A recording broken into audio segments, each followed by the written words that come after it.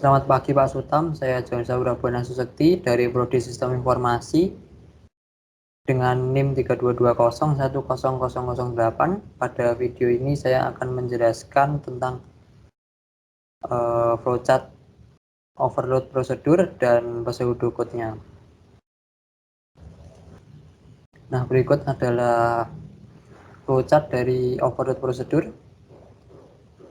di mana di sini untuk proses 1 hingga 5 adalah bagaimana project yang perlu kita buat, yaitu yang pertama dengan membuka aplikasi Microsoft Visual Studio, lalu membuat project baru, lalu memilih Windows Warm Up, lalu menentukan nama project dan lokasi simpan, lalu memilih framework .NET 5.0.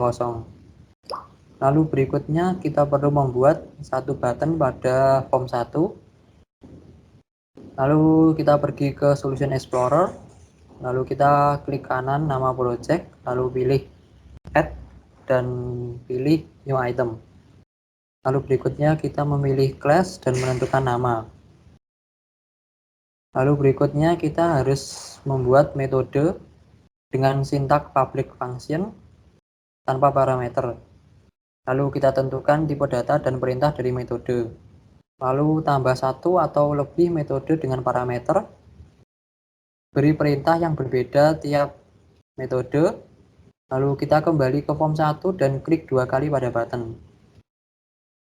Lalu kita kembali ke form 1 dan klik 2 kali pada button. Lalu kita buat objek sesuai kelas yang dibuat. Lalu kita tambah sintak message box. Lalu klik debug dan start debugging.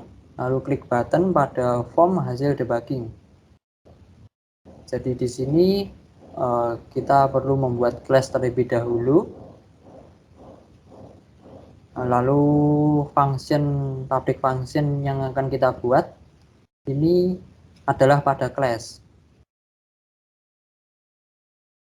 Begitu juga dengan perintah-perintah yang berbeda tiap metode dan sebagainya. Nah, lalu di sini kita kembali ke button. Tujuannya adalah kita harus menarik perintah yang ada di sini, yang ada di public function ke button. Tujuannya agar ketika button diklik, maka public function akan muncul atau metode. Begitu. Lalu berikutnya ini adalah pseudocode dari overload prosedur.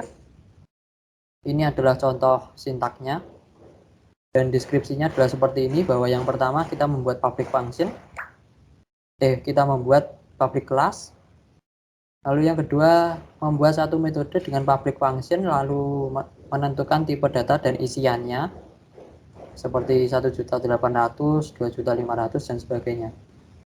Lalu kita membuat metode berikutnya dengan tipe data yang sama namun diberikan parameter dengan tipe data yang bisa sama atau berbeda.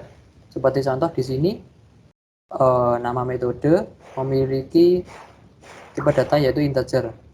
Dan untuk parameternya kita beri integer juga. Namun di sini di metode 2 kita beri char. Lalu berikutnya kita menambah sintak if else untuk menentukan kapan data akan dipanggil. Contoh di sini ada angka 1, maka jika pada perintah di button nanti kita menambahkan 1, maka hasil ini baru akan muncul. Begitu juga dengan AC. Lalu yang kelima, jika parameter yang dibuat memiliki tipe data yang berbeda dari metode, kita perlu menambahkan penekanan tipe data parameter pada deklarasi if. Contoh pada metode 2 yang adalah char, pada parameternya kita menambahkan C. Seperti itu. Lalu ini adalah pseudocode dari button, di mana ini adalah contohnya dan deskripsinya seperti ini. Kita memasukkan kelas sebagai objek, yaitu di sini dim x class as new nama kelas. Lalu yang kedua kita menambahkan message box untuk memunculkan hasil dari metode-metode yang telah kita buat sebelumnya.